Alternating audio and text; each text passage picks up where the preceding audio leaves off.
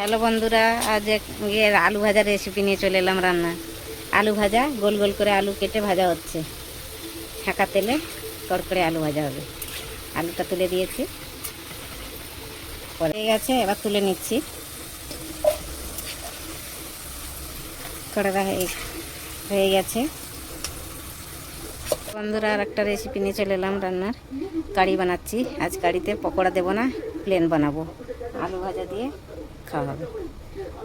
তেল গরম হয়ে গেছে, কারি পাতা দিচ্ছি, লঙ্কা, শুকনো লঙ্কা দুটো, সর্ষে ফোড়ন দিচ্ছি, হলুদ গুঁড়ো দিচ্ছি, লাল লঙ্কার গুঁড়ো।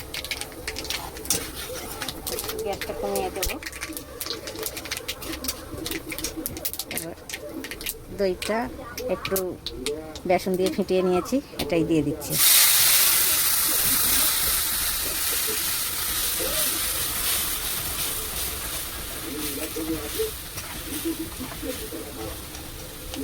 মতো নুন দিয়ে দিচ্ছি।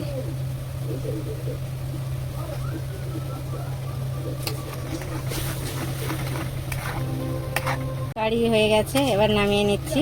কত সুন্দর কালার হয়েছে দেখুন। আপনারাও এমনি করে খাবেন, খুবই ভালো লাগবে খেতে। ভাতের সাথে গরমের সময় আলু ভাজা দিয়ে খুব ভালো লাগবে। হ্যালো বন্ধুরা, আর একটা রেসিপি নিয়ে চলে এলাম রান্নার। আর চাল কুমড়ো রান্না হবে। ছোলা ভিজিয়েছি, ছোলা দিয়ে আগে দেব 3টে শুকনো লঙ্কা, সর্ষে ফোড়নে সর্ষে দেবো। হয়ে গেছে, ফোড়নটা ভাজা হয়ে গেছে, ছোলাগুলো তুলে দেবো কাঁচা।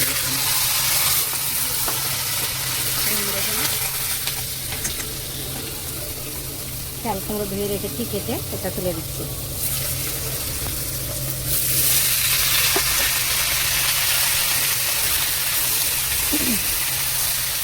এটা একটু ভালো করে ভাজা ভাজা হয়ে যাবে। তারপর একটু এতে দেবো নারকেল, দেবো একটু চিনি দেবো। এটা ছক্কা হবে, চাল কুমড়ো ছক্কা।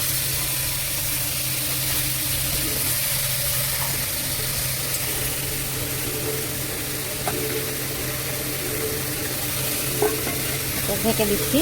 একটু জলটা বেরিয়ে গেলে তারপরে নুন দেবো, একটু হলুদ দেবো, আর কিছু দেবো না। পরে দেখাবো আপনাকে।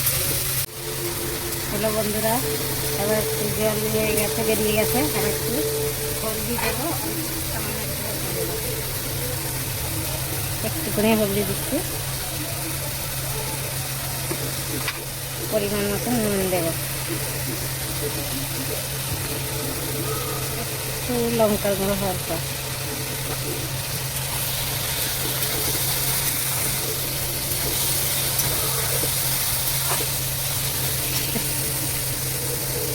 জল ছেড়ে দিচ্ছি। জল ছেড়ে দিয়ে একটু ভাজা ভাজা হয়ে যাবে। একটু এই নারকেল কুড়িয়ে রেখে দিয়েছি, নারকেল কুড়াটাই দিয়ে দেবো। তারপরে একটু চিনি দেবো।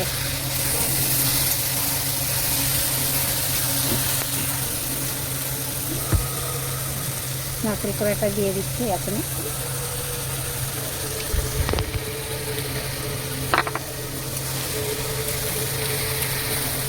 পরিমাণ মতো একটু চিনি দিয়ে দেবো, চিনি দিয়ে দিচ্ছি।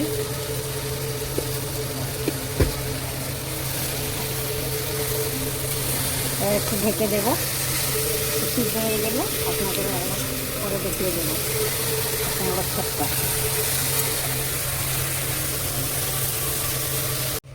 ভালো হয়েছে, আপনারা এমনি করে বানিয়ে খাবেন। বাই, নামিয়ে নিচ্ছি।